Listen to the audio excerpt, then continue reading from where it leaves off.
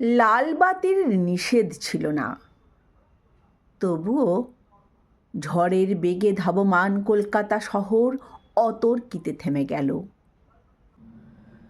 ভয়ঙ্করভাবে টাল সামলে নিয়ে দাঁড়িয়ে রইল ট্যাক্সি ও প্রাইভেট টেম্পো, বাঘমার্কা ডবল ডেকার।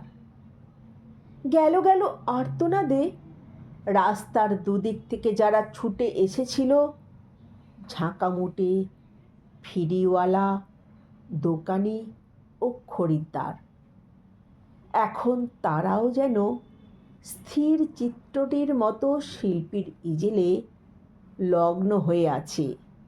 স্তব্ধ হয়ে সবাই দেখছে টালমাটাল পায়ে রাস্তার এক পার থেকে অন্য পারে হেঁটে চলে যায় সম্পূর্ণ উলঙ্গ একটি শিশু। খানিক আগেই বৃষ্টি হয়ে গেছে চৌরঙ্গি পাড়ায়। এখন রোদ্দুর ফের অতি দীর্ঘ বল্লমের মতো মেঘের হৃৎপিণ্ড ফুঁড়ে নেমে আসছে। মায়াবী আলোয় ভাসছে কলকাতা শহর।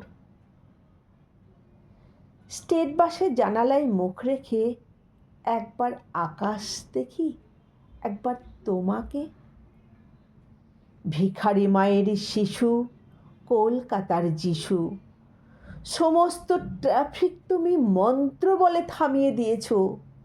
জনতার আর্তনাদ, অসহিষ্ণু ড্রাইভারের দাঁতের ঘষ্টানি, কিছুতে ভ্রুক্ষেপ নেই।